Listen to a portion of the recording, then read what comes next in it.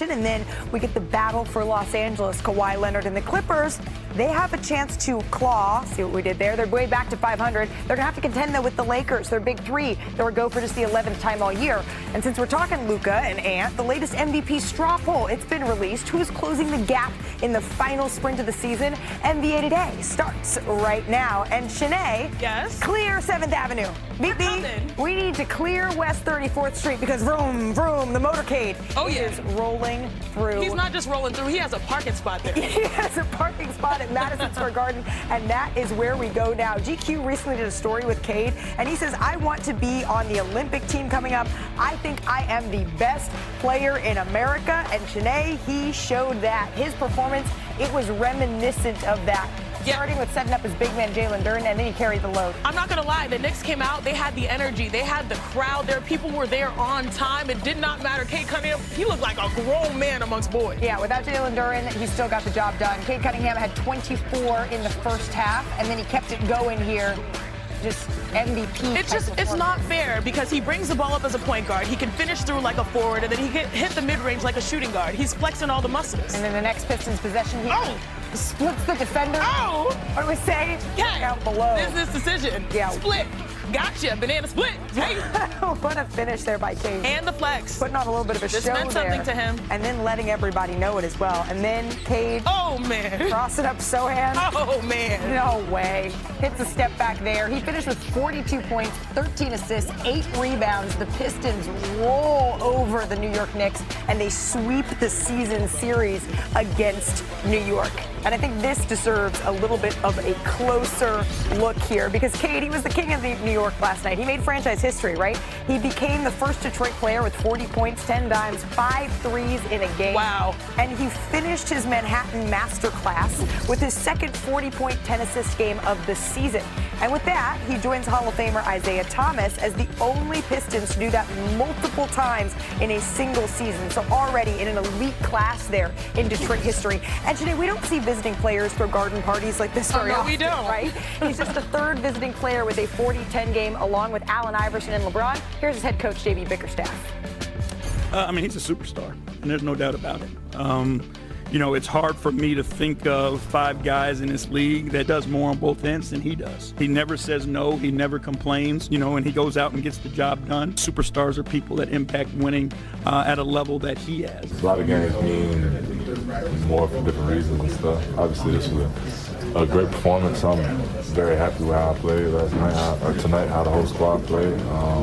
Big win for us, missing our big fellas and stuff. Cade's a great player, and obviously, we scout against him, and he's obviously our priority. But great players have big games. You can slow them down fast enough, or even at all.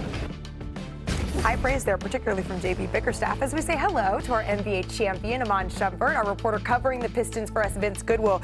Vince, I want to start with you here because you were in the building. You talked to Cade after he put on a show. What did he tell you?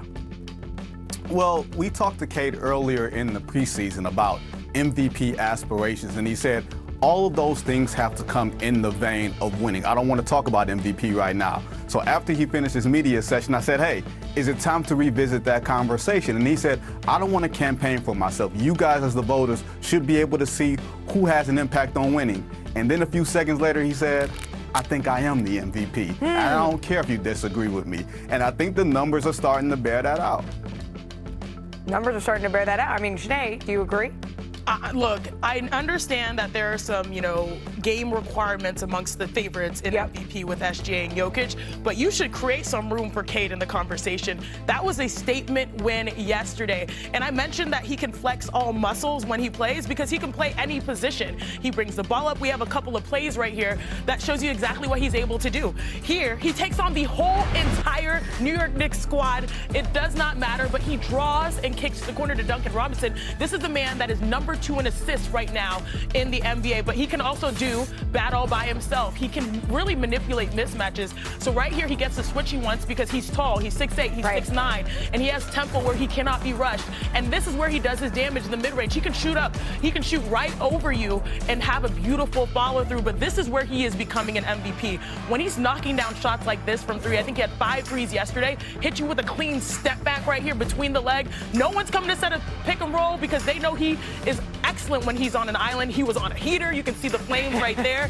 Cade has really developed his game alongside his team. They have the NBA best record, 41-13. They're trying to protect home court for the playoffs, but look at how many points he has created. A masterclass, 73. Again, top in assists, masterful in how he controls the scoring. He just is a one-man show at this point. Yeah, and really, folks, we're starting to pay attention to what Detroit is bringing, not just as a regular season story, but something that we could see deep into the postseason. Because, Sharpe, as the jerseys behind you indicate, I'm sure you saw plenty of players try to make a statement in the Garden during your time with the New York Knicks.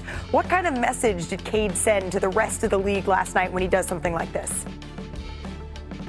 I think Cade Cunningham sent a message to the New York Knicks that he has no fear of them, and he is not really bothered by seeing them in the playoffs. I think he's been thinking about it all summer, and I'm going to be honest. As a guy that played for the Knicks and a guy that goes to support the Knicks as much as I can, I do not want them playing Detroit. I would much rather somebody else take them out if I'm the Knicks. I say this because of the matchups. We start talking about matchups again. When you look at Detroit on paper, you start to say they don't have bona fide scorers around Cade Cunningham. Right. But when you go into a game and you know that JD's sitting out, they got other guys sitting out, and Cade Cunningham comes in there and his eyes light up, and he go off for 40 and 10, and everybody's bouncing around, everybody's having fun, I don't want to see the man in the Garden no more. So somebody else, please get them out the way. I don't want to see them match up with them. Especially because it's not just one game, right? When you look at the New York Knicks over the course of the season, they have struggled with these Detroit Pistons here. You can see the point differential over the 3 games that they've played here. Vinny, you're in the Knicks locker room. You're talking to players here. Do you get the sense that the Knicks have just a Pistons problem, or are they talking about something larger that's brewing for a team that has really lofty playoff expectations? Yes. As in both. Yes, they got problems. They got a Pistons problem. They have an internal problem, especially when you look at Karl Towns. Karl Anthony Towns is supposed to be the guy that is the great equalizer, especially when you look at the Knicks having secondary scoring, the Pistons not. But in these games, he has not been able to find his way. He missed the second game where they lost by 37, but last night he was at full health, and he had problems with Paul Reed, a third-string center. He just didn't look comfortable. Now, the crazy thing is, Mike Brown says Karl Towns is comfortable. Karl Towns feels like he will be the scapegoat if things do not go well because nobody else has the responsibility in that locker room. That is a problem that the Knicks have to address between now and the start of the playoffs. The difference from last year to this year is the fact that Karl Anthony Towns, his touches have gone down, but also multiple players on the Knicks' touches have gone down. You've created more of an egalitarian system, but it feels like he's maybe not at the center of the universe, whereas last year it was like get the ball to Jalen Brunson, get the ball to Cat. Now it's more of an offensive system that involves everyone, but this is where I get a little bit frustrated because he is someone that is tremendously talented. He is someone that can score on the post, that can knock down a 3. He was, a couple years the best proclaimed shooting big man in the entire association. At some point, you can deviate and flex your muscle and say, give me the ball. And I do think that that's where I, as a player, and Sharpe, you can sort of speak to it. As a player, your coach might call a set, and you can deviate and say, I've got a mismatch. Put me where I want. Give me the ball. And so I do think he's trying to be a good player under a coach, but at sometimes I want him to flex his muscles more and just say, I am a part of this system and I deserve to be confident in it. What do you think of that, Sharpe?